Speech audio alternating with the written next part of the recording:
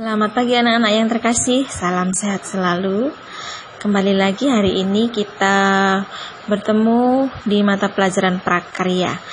Nah, untuk materi hari ini kita masuk di bab baru, yaitu kerajinan bahan limbah keras. Nah, apa itu limbah? Tentu saja kita sudah mempelajarinya di kelas 7.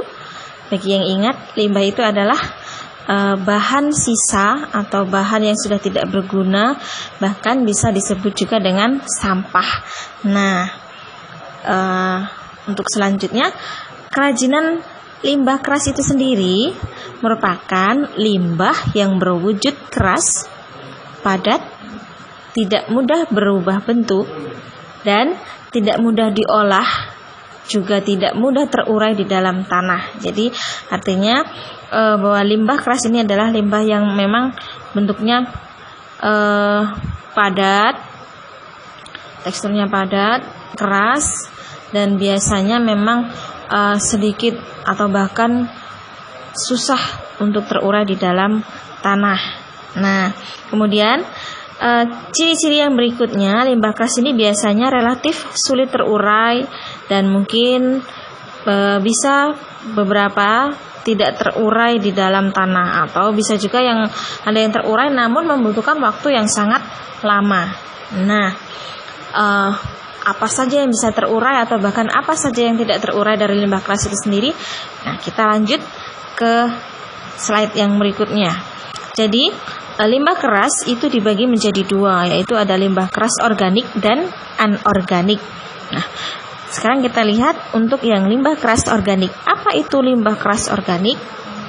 Limbah keras organik adalah limbah yang berasal dari alam, biasanya berupa tumbuhan dan hewan, yang mempunyai sifat keras, padat, dan membutuhkan waktu yang cukup lama untuk terurai di dalam tanah. Nah, kalau yang organik artinya adalah limbah yang bisa terurai namun membutuhkan waktu yang sangat lama, berbeda dengan limbah lunak organik. Kalau limbah lunak organik dia terurainya lebih cepat dibandingkan limbah keras, walaupun sama-sama organik ya. Nah, di sini ada Ibu berikan contoh, misalnya adalah cangkang kerang. Kalau kerang itu biasanya dijumpai di pesisir pantai, di daerah laut.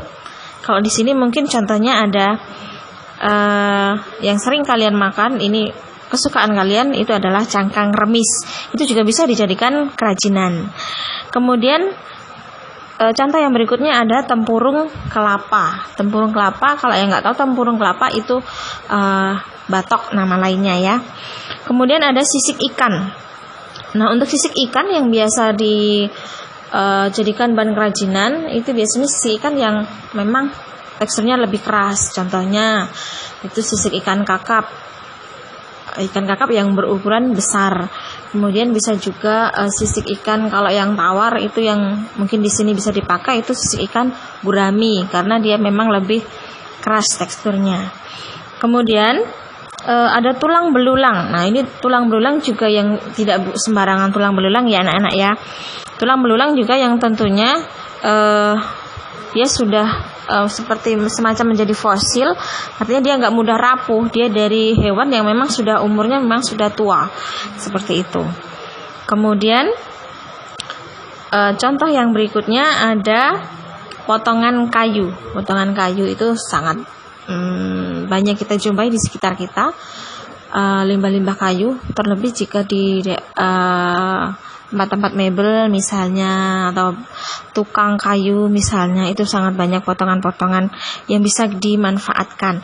Atau kalau yang sangat mudah dan kalian familiar di daerah kalian, itu ada stik es krim, itu bisa juga dimanfaatkan. Kemudian selain potongan kayu juga misalnya ada bambu dan sebagainya. Nah, sekarang kita lanjut ke limbah keras anorganik. Nah, apa itu limbah keras anorganik? Anorganik berarti lawannya dari organik. Nah, jadi limbah keras anorganik adalah jenis limbah yang berwujud keras, sama-sama keras ya, kemudian padat sama dengan yang organik, sangat sulit atau bahkan tidak bisa untuk diuraikan atau tidak bisa membusuk. Nah, kalau yang anorganik itu biasanya memang sulit, bahkan sangat tidak bisa diurai di dalam tanah, nggak bisa membusuk ya. Nah, contohnya untuk limbah keras anorganik ini misalnya ada plastik. Nah, plastik itu juga ada macam-macam. Ada memang plastik yang karena kecanggihan teknologi, plastik itu juga ada yang bisa terurai. Namun seperti yang dikatakan di sini tadi, bahwa terurainya membutuhkan waktu yang sangat lama, bisa puluhan tahun untuk bisa terurai. Bahkan hanya dari satu plastik, kantong plastik yang tipis saja itu membutuhkan waktu puluhan tahun untuk bisa terurai. Kemudian contoh yang berikutnya ada pecahan keramik. Nah, ini juga memanfaatkan sisa-sisa potongan dari misalnya tukang bangunan yang membuat rumah atau sebagainya yang menggunakan keramik, biasanya ada potongan-potongannya, itu bisa dimanfaatkan juga. Contohnya bisa ditempelkan di sebuah guci, di kotak tisu, asbak dan sebagainya untuk mempercantik.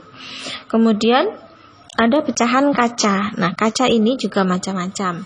Jadi kalau untuk kaca biasanya bisa juga ditempel untuk membuat kerajinannya, ditempel untuk bingkai yang dari kardus untuk dijadikan ornamen-ornamen atau hiasan. Namun ada juga dengan cara pengolahan yang dilebur, dipanaskan, diolah lagi, dipanaskan, kemudian buat benda yang baru, bukan hanya untuk menghiasi tapi memang membuat benda yang baru. Misalnya pecahan-pecahan kaca itu kita dilebur dengan suhu yang sangat panas dengan berapa ribu derajat Celcius, menjadi terlebur, menjadi encer, menjadi cair, baru deh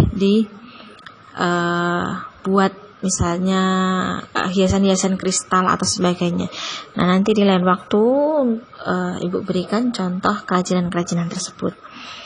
Kemudian sampah anorganik ini biasanya berasal dari sumber daya alam dan kimia yang tidak terbaharui. Artinya apa? Tidak terbaharui itu adalah tidak bisa dilanjutkan lagi, tidak bisa diperbaharui. Nah, kemudian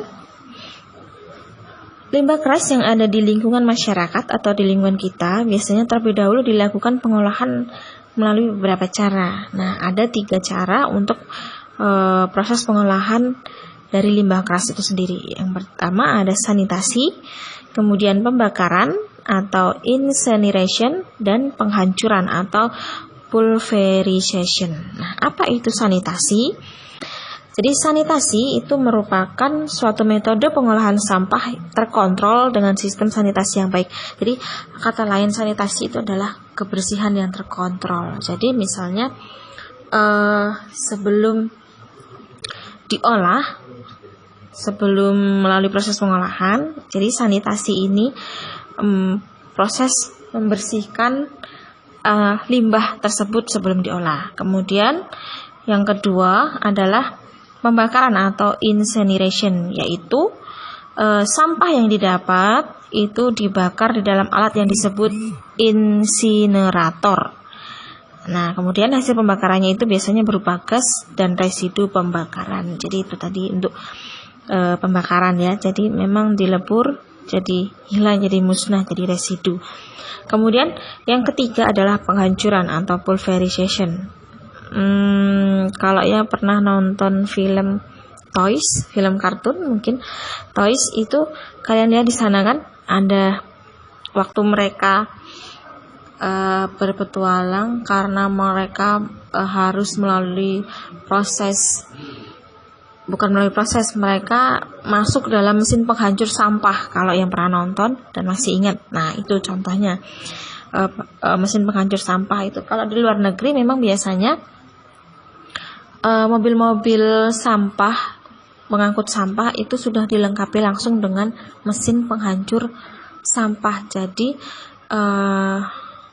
mereka tidak menumpuk sampah di satu tempat sehingga membuat limbah yang baru lagi seperti itu. Jadi mereka hancurkan langsung. Jadi biasanya pulverization atau penghancuran ini dilakukan di dalam mobil pengumpul sampah yang telah dilengkapi dengan alat pengaduk sampah. Nah, ini yang seperti Ibu jelaskan tadi ya. Nah, itu tadi penjelasan singkat mengenai pengertian kerajinan bahan limbah keras. Yang di sana juga ada limbah keras organik dan anorganik. Nah, kemudian untuk tugas yang harus kalian laksanakan hari ini, tugasnya adalah kalian bisa membaca ulang materi yang Ibu berikan, membaca dan memahami materi yang sudah Ibu share, kemudian bisa kalian lihat dan simak video yang sudah Ibu bagikan ini juga, supaya kalian memahaminya lebih gampang. Kemudian apabila ada bagian-bagian penting dari materi yang sudah Ibu bagikan, silakan dicatat di buku catatan. Nah, kemudian catatan dikumpulkan dalam bentuk foto seperti biasa. Kalian catat, kemudian kalian fotokan catatan kalian dan kalian kumpulkan ke WA pribadi Ibu seperti biasa. Nah, untuk catatan tersebut paling lambat dikumpulkan pada pukul 12.00 sesuai jadwal pelajaran yang sudah diberikan. Demikian untuk materi hari ini, penjelasan hari ini. Kita lanjutkan lagi minggu depan. Terima kasih, tetap jaga kesehatan, patuhi protokol kesehatan, jaga jarak, cuci tangan, dan memakai masker bila keluar rumah. Selamat pagi, salam sehat selalu.